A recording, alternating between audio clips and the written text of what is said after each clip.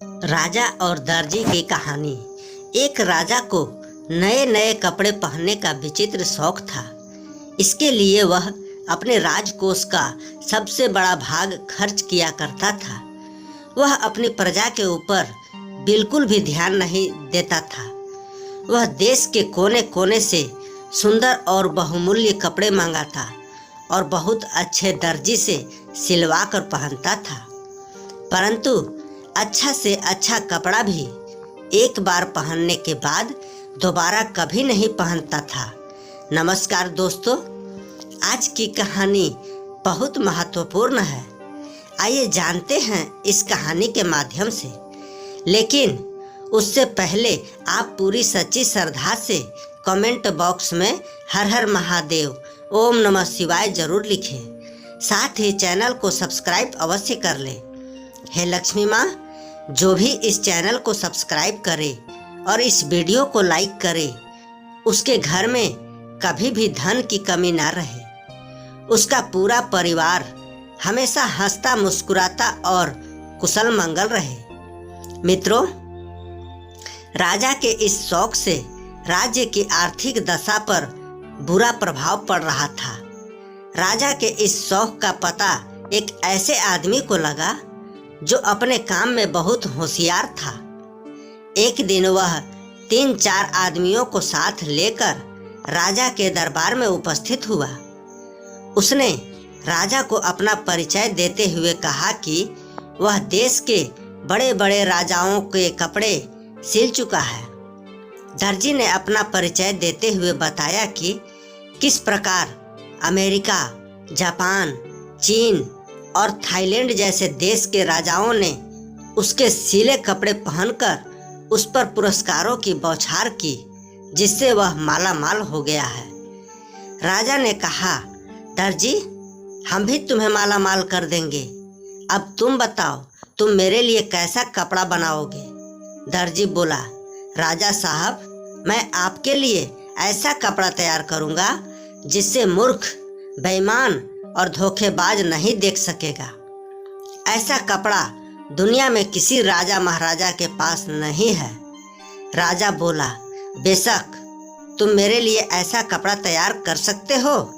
दर्जी बोला, राजा साहब की जय हो, परंतु हुजूर, कपड़ा मैं स्वयं अपने हाथों से बुनकर तैयार करता हूँ।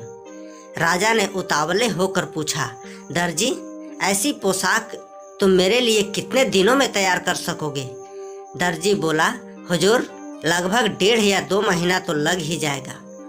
राजा ने कहा, मैं तुम्हें 2 महीने का समय देता हूँ। इसके लिए हमें तुमको क्या मूल्य देना पड़ेगा? दर्जी बोला, हुजूर, 50,000 रुपये पहले दे दीजिए और 1.5 लाख का कपड़ा पसंद आने पर दीजिएगा। उसी क्षण दर्जी को 50,000 रुपये देकर कपड़ा तैयार करने के लिए एक अलग जगह की व्यवस्था करा दी गई। दर्जी अपने 3-4 आदमियों को लेकर उस जगह आराम से समय काटने लगा। कुछ दिनों बाद राजा ने अपने एक दरबारी को दर्जी के पास भेजा। दरबारी वहां पहुंचा और देखा कि वे सब बड़े आराम से सो रहे थे। दरबारी ने दर्जी को जगाने के बाद पूछा, कितना कपड़ा तैयार हो गया? राजा ने मुझे देखने के लिए भेजा है। दर्जी एकदम चौंक कर उठा और बोला, आइए, मैं आपको दिखाता हूँ कि कितना कपड़ा तैयार हो चुका है। दर्जी ने एक अलग कमरे में दरबारी को ले जाकर चरखा पर कपड़ा बुनने का अभिनय करके दिखाया। देखिए, कितना सुंदर कपड़ा बुना जा रहा है। किंतु दरबारी तो वहाँ न कपड़ा न चरखा कुछ भी दिखाई नहीं दे रहा था। दरबारी भौचक्का रह गया। वह सोचने लगा कि कपड़ा तो दूर रहा, मुझे तो चरखा भी दिखाई नहीं दे रहा है। अब दरबारी को दर्जी की वह बात याद आ गई कि जो मूर्ख, बेईमान और धोखेबाज होगा, उसे यह कपड़ा नहीं दिखाई देगा। क्या मैं ऐसा ही व्यक्ति हूँ? दरबारी सोचने लगा। विवश होकर उसने कहा, वाह वाह, सचमुच बहुत सुंदर कपड़ा तैयार हो रहा है। राजा ने जब इस बात को सुना तो वह बहुत खुश हुआ। उसने दर्जी और कारीगरों की सुविधाओं को और बढ़ा देने का हुक्म दे दिया। 1 महीने बाद राजा ने अपने मंत्री को दर्जी का काम काज और कपड़ा देखने के लिए भेजा। मंत्री के आने की सूचना पाकर दर्जी ने अपने आदमियों को सतर्क कर दिया। मंत्री जब दर्जी के पास पहुंचा तो वह अपने आदमियों के साथ कपड़ा काटने और सिलने का अभिनय कर रहा था। देखिए मंत्री जी, कितना सुंदर कपड़ा और कैसी सुंदर पोशाक तैयार हो रही है। दर्जी ने हवा में हाथ मारते हुए मंत्री को दिखाया, किंतु मंत्री बेचारा हक्का बक्का। उसने देखा कि दर्जी कैंची तो चला रहा है पर कपड़ा है ही नहीं। एक कारीगर सुई से सिलने का काम कर रहा है, परंतु उसके हाथ में केवल अभिनय कर रहे हैं। न सुई दिखाई दे रही है और न धागा न कपड़ा। मंत्री ने सोचा, मुझे कुछ दिखाई क्यों नहीं दे रहा है। उसे भी दर्जी की बात याद आ गई कि जो मूर्ख बेईमान और धोखेबाज होगा उसे यह कपड़ा नहीं दिखाई देगा। उसने सोचा, क्या मैं मूर्ख बेईमान और धोखेबाज हूँ? यदि राजा को यह पता चल जाएगा तो वह मुझे फांसी पर लटकवा देगा।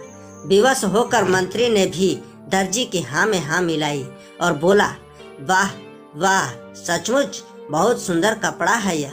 दर्जी के पास से लौटकर मंत्री ने राजा को बताया, सचमुच ऐसा सुंदर बहुमूल्य कपड़ा न मैंने कभी देखा था न कभी सुना था। यह सुनकर राजा बहुत खुश हुआ।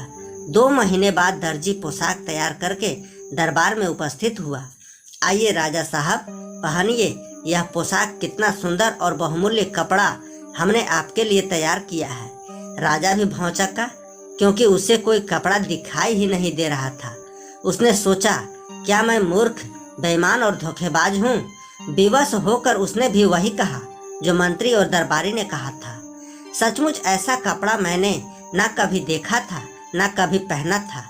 दर्जी ने राजा को शीशे के सामने खड़ा करके उसके सारे कपड़े उतरवा दिए और राजा को नई पोशाक पहनाने का अभिनय करने लगा।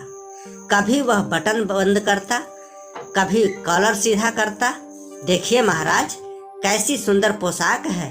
सारे दरबारियों के बीच शीशे के सामने खड़ा राजा दर्जी की हाँ में हाँ मिलाते हुए बोला, सचमुच ऐसा सुंदर कपड़ा पहले ना कभी देखा था और ना कभी पहना था। राजा ने तुरंत 1.5 लाख रुपए दर्जी को और देने का हुक्म दिया। दर्जी रुपए लेकर अपने आदमियों सहित 9-2-11 हो गया। राजा के नए कपड़े प्रजा को दिखाने के लिए एक बड़े जुलूस का प्रबंध किया गया। सारी प्रजा राजा के नए कपड़े देखने के लिए बड़ी उत्सुक थी। राजा को रथ पर खड़ा करके प्रजा को दिखाने के लिए सवारी निकाली गई। रथ आगे बढ़ता गया। रास्ते के दोनों ओर हजारों की संख्या में खड़ी जनता तालियां पीट पीट कर वाह वाह कर रही थी, क्योंकि सारी जनता को मालूम था कि जो मूर्ख बेईमान और धोखेबाज होगा उसे यह कपड़ा बिल्कुल नहीं दिखाई देगा। थोड़ी दूरी पर बैठे एक बुजुर्ग ने राजा को रथ पर नंगा खड़ा देखा और जोर से चिल्लाकर कहा, राजा तो रथ पर नंगा खड़ा है। सब लोग बुजुर्ग का मुंह देखने लगे। फिर क्या था, सारी प्रजा एक स्वर में चिल्ला उठी, हाँ हाँ, राजा रथ पर नंगा ही खड़ा है। अब राजा को भी अपनी मूर्खता का एहसास हुआ। वह शर्म के मारे मानो धरती में गड़ गया और इस तरह राजा को ब्रांडेड कपड़े पहनने का शौक उतर गया। दोस्तों, राजा और दर्जी की कहानी को पढ़ने के लिए धन्यवाद। आपको ये कहानी कैसी लगी नीचे कमेंट करके हमें ज़रूर बताइएगा। अगर आपको ये कहानी पसंद आई हो तो अपने दोस्तों के साथ ज़रूर शेयर करें और ऐसी ही प्यारी कहानी सुनने के लिए हमारे YouTube चैनल से जुड़े रहें। पूरा वीडियो देखने सुनने के लिए आप सभी को बहुत बहुत धन्यवाद।